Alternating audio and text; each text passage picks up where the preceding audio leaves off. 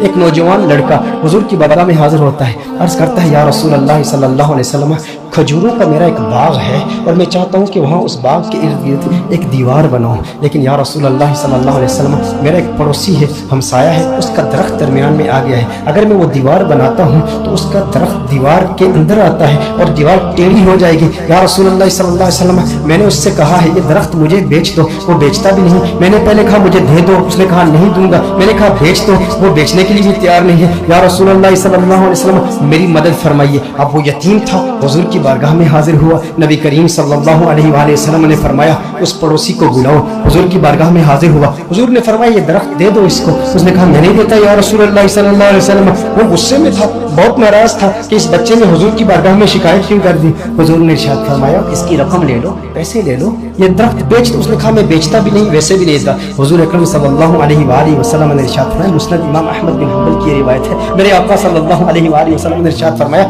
اچھا ایسا کرو کہ یہ درخت تم اس کی قیمت بھی لے لو اور اس درخت کے بدلے جنت میں ایک ایسا درخت ہوگا کہ جس کا سایہ اتنا طویل ہوگا کہ اس کے نیچے اگر 100 سال تک ایک سوار اگر سواری کرتا رہے تو اتنی طوالت ہے اس کی، اتنا سایہ ہے اس کا، وہ درخت جنت کا بھی لے لو، اس نے کہا یا رسول اللہ صلی اللہ علیہ وسلم میں قبول نہیں کرتا۔ اب وہاں پر صحابہ کرام علیہم رضوان موجود ہیں، حضرت سیدنا ابو الدحداء رضی اللہ تعالی عنہ صحابی رسول موجود ہیں، عرض کرتے ہیں یا رسول اللہ صلی اللہ علیہ وسلم آقا اگر یہ درخت میں کسی طریقے سے اس سے خرید کر اس یتیم کو دے دوں تو کیا یہ آپشن میرے لیے بھی اوپن ہے کہ جنت میں مجھے بھی وہ درخت مل جائے گا؟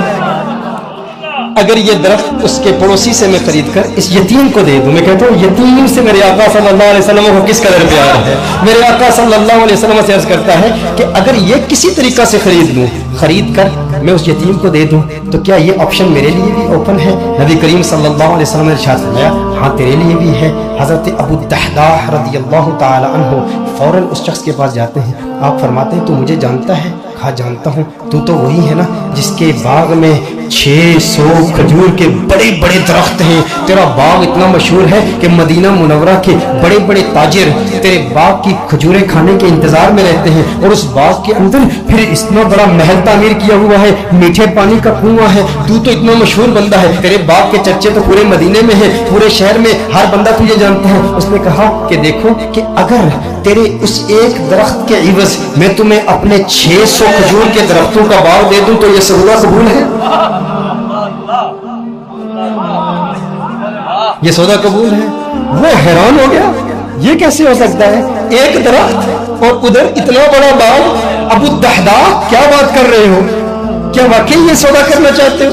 ابو الدحداء رضی اللہ تعالی عنہ نے فرمایا بالکل، وہ میرا پورا باغ تیرا 600 کھجور کے درخت ہیں، اس میں ایک بڑا ہی خوبصورت محل ہے اور اس کے گرد ایک بڑی نمایاں دیوار ہے جو مدینہ منورہ میں دور دور سے نظر آتی ہے، کہا وہ بھی تجھے دے دوں گا، وہ محل بھی تیرا، وہ ساری کھجوروں کے درخت بھی تیرے، وہ سارا باغ بھی تیرا، کس کے عوض؟ ایک درخت۔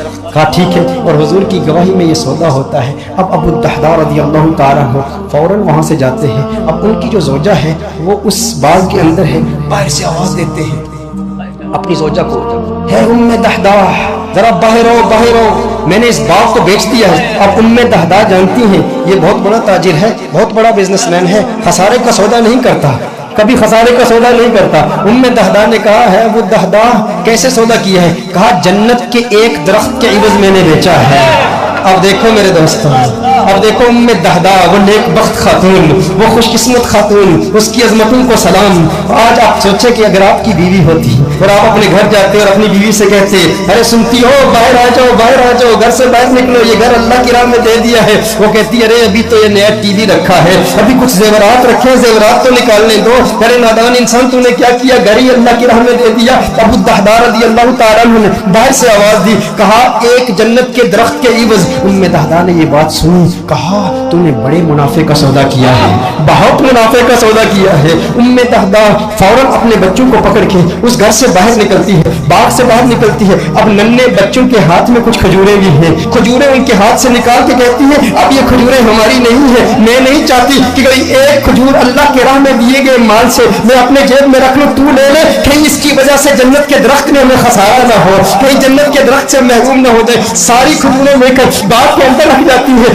کہا کہ اس کا ایک ننھا بیٹا تھا، اس کے منہ میں ایک کھجور تھی، मुंह से खजूर निकाल कर फौरन बाग में रख दी। कहा अब इस पर हमारा कोई हक नहीं है, ये अल्लाह का माल है, अब हमने अल्लाह की राह में दे दिया है। अब इस पर उलमा के दो कौल हैं। एक मारूफ कौल की रोशनी में अर्ज करता हूँ कि अबू दहदा रज़ियल्लाहु ताला अन्हु के इस बाग के अलावा उनके पास और कोई बाग भी नहीं था, उनके पास और कोई दौलत भी नहीं थी, उनके पास और कोई माल भी नहीं था। लेकिन अबू दहदा रज़ियल्लाहु ताला अन्हु हुजूर की बारगाह में फिर हाजिर होते हैं, अर्ज करते हैं या रसूल अल्लाह सल्लल्लाहु अलैहि वसल्लम, आका ये सौदा पक्का है ना, आका ये सौदा पक्का है ना। नबी करीम सल्लल्लाहु अलैहि वसल्लम खुश हो जाते हैं और हुजूर खुश होकर फरमाते हैं कम मिन इज़्किन रदाहिन लि अबी दहदा फिल जन्नह, कम मिन इज़्किन रदाहिन लि अबी दहदा फिल जन्नह, कम मिन इज़्किन रदाहिन लि अबी दहदा फिल जन्नह। रावी कहता है हुजूर बार बार पढ़ ले, मुसलसल ये जुमले कह रहे हैं अबू दहदा तेरे लिए जन्नत में कितने दरख्तों की, कितनी टहनियों पे कितनी खजूरें, माला माल है तू। बार बार हुजूर इरशाद फरमा रहे बार बार यही जुमले। और दो रिवायात इसमें, दो मुख्तलिफ रिवायात में मुख्तलिफ अल्फाज है। कम मिन इज़्किन रदाहिन लि अबी दहदा फिल जन्नह। हुजूर अकरम सल्लल्लाहु अलैहि वसल्लम ने एक दूसरी रिवायत में फरमाया एक दरख्त के इवज एक दरख्त का सौदा किया था, अब तो तूने 600 दरख्त दे दिए तो जन्नत में 600 दरख्त तो कम से कम तुझे मिलेंगे ना। मैं मोहम्मद अरबी सल्लल्लाहु अलैहि वसल्लम जन्नत में देख रहा हूँ कि खजूरों के कितने दरख्त अल्लाह जल्ल व अला ने तुझे दे दिए हैं। मेरे दोस्तों इतनी कुर्बानी दी, एक यतीम की खातिर दी, लेकिन उन लोगों की कुर्बानी का अंदाज भी देखें, उनकी कुर्बानी का अंदाज भी निराला है। आज कोई कुर्बानी दे ना और उसे जन्नत की जमानत मिल जाए, या कोई कहे, कोई शेख ही कह दे, कोई स्कॉलर ही कह दे, कोई ऑर्गेनाइजेशन का मेंबर ही कह दे, कोई तहरीक वाला ही कह दे इतना काम करे ना तो फिर तेरा काम कबूल हो जाएगा। वो कहते हैं मैंने तहरीक के लिए, मैंने दीन के लिए, मैंने इस मस्जिद की तामीर के लिए, मैंने कंजुल हुदा के लिए, मैंने दीनी ऑर्गेनाइजेशन के लिए, अपनी तहरीक के लिए इतना बड़ा काम किया, अब ये काम काफी है। लेकिन सहाबा किराम अलैहिम रिज़वान का ये मिजाज नहीं था। अबू दहदा के लिए मेरे आका नारे लगा रहे हैं, बार बार फरमा रहे हैं अरे कितनी खजूर है, मैं देख रहा हूँ जन्नत में ये सारे फेरे हैं। बार बार इरशाद फरमा रहे हैं भाई जितने इतनी तसल्ली मिल जाए और लिसाने मुस्तफा से मिल जाए, आका की जुबान से मिल जाए, उसकी किस्मत किस उरूज पर होगी। लेकिन फिर ये वही अबू दहदा है, उसके बाद भी मेहनत करते रहे। ग़ज़वाए उहद में